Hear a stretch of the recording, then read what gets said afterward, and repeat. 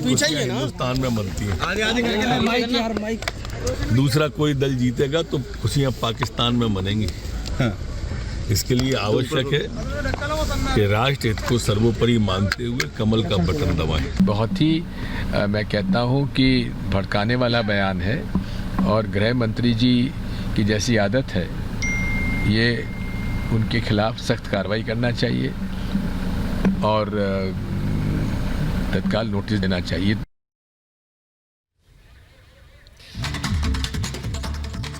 और चलिए, अनामिका पांडे हमारी सहयोगी इस वक्त हमारे साथ जुड़ गई हैं इंदौर से।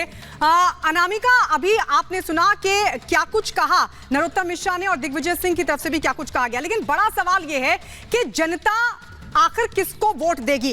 अब 1:30 बजने को है, वहां जरा दिखाइए कितना उत्साह लोगों में है और लोग किस मुद्दे पर वोट करने की बात कर रहे हैं।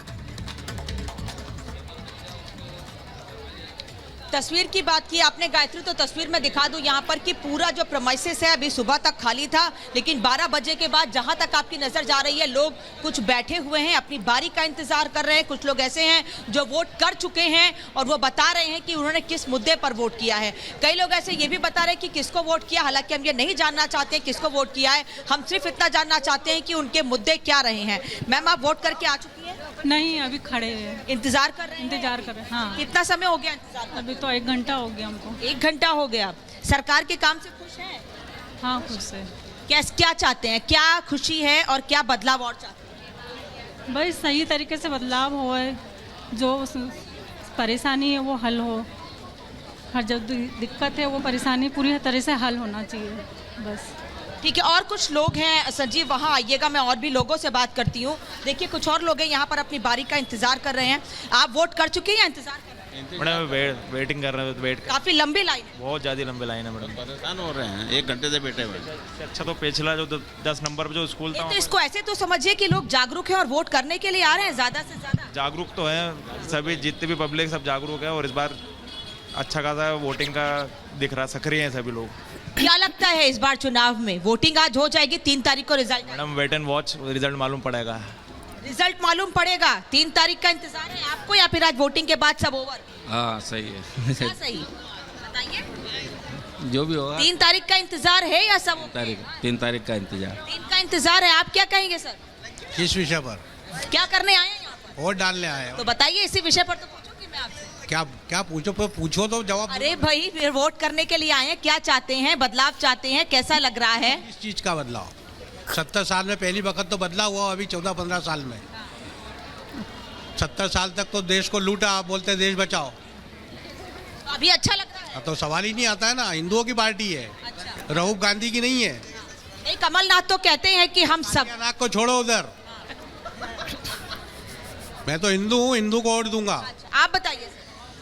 मैं भी सनातन धर्म के इसमें जो है, जो राम को लाए हैं उसको देना हमको। तो नहीं, वो तो कह रहे हैं कि राम को तो हम, राम किसी है, राम सबके हैं।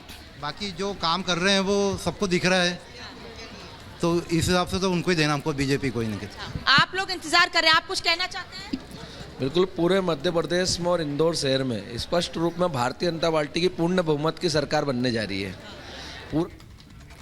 बिल्कुल अनामिका, हम आपके पास लौटेंगे। इस बीच वोट भी डाले जा रहे हैं और बयान भी सामने आ रहे हैं, और शिवराज सिंह चौहान और कमलनाथ के बीच आज किस तरह की जुबानी जंग छिड़ी, आपको ये सुनाते हैं। मुझे पूरे प्रदेश पर विश्वास है कि वह प्रदेश की तस्वीर अपने सामने रख के सब चौपट प्रदेश और सच्चाई का साथ देंगे। कांग्रेस के लोग इन साधनों का उपयोग करते रहे हैं, शराब का उपयोग, और लोगों ने मुझे कई जगह शिकायत की कि बकरे बांधे गए कई जगह। ये अनैतिक साधनों का इस्तेमाल करने के आदि कांग्रेस है, भारतीय जनता पार्टी नहीं है। अब तो कांग्रेस हार की पूर्व भूमिका बना रही है ताकि बाद में वो कह सके कि हम इसलिए हार गए, वो हार रहे हैं। तो ये जुबानी जंग जो है, इससे ठीक पहले हम आपको दिखा रहे थे यहाँ पर। एक बार जरा वैभव मिश्रा हमारे सहयोगी इस वक्त हमारे साथ जुड़े हुए हैं, उनका हम रुख करते हैं। वैभव, छिंदवाड़ा की अगर बात करें तो वहां पर सेंध लगाना या वहां पर कमलनाथ को मात देना इतना आसान भी नहीं है। टेढ़ी खीर इसको बताया जाता है। क्या आप वहां पर देख रहे हैं किस तरह से जो तमाम मुद्दे हैं उनको लेकर लोग वहां पर पहुंच रहे हैं, काम के आधार पर या नाम के आधार पर? हिमानी, बिल्कुल स्थितियां चुनौतीपूर्ण तो जरूर हैं, लेकिन बीजेपी लगातार हर मुमकिन कोशिश कर रही है कि इस किले को भेद दिया जाए। हम इस वक्त छिंदवाड़ा में ही मौजूद हैं। एक बार सभी लोग जो वोट डाल के आए हैं अपनी उंगली कैमरे की तरफ कर दिखाइएगा, और लगातार लोगों से वोट डालने की अपील भी अब लोग कर रहे हैं और बढ़ चढ़कर यहां पर मतदान हो रहा है। लेकिन दादा, आप कुछ कहना चाह रहे थे, एक विषय आप रखना चाह रहे थे, मैं चाहूंगा आप बताएं। सबसे पहले मैं ये चाह रहा हूँ, कमलनाथ जी बहुत बड़े नेता हैं और इंदिरा गांधी के तीसरे बेटे हैं, तो मैं चाह रहा हूँ कमलनाथ जी को। का जिक्र किसने किया? ये मैं व्यक्तिगत बोल रहा हूँ, मैं किसी को थोपना नहीं चाहता।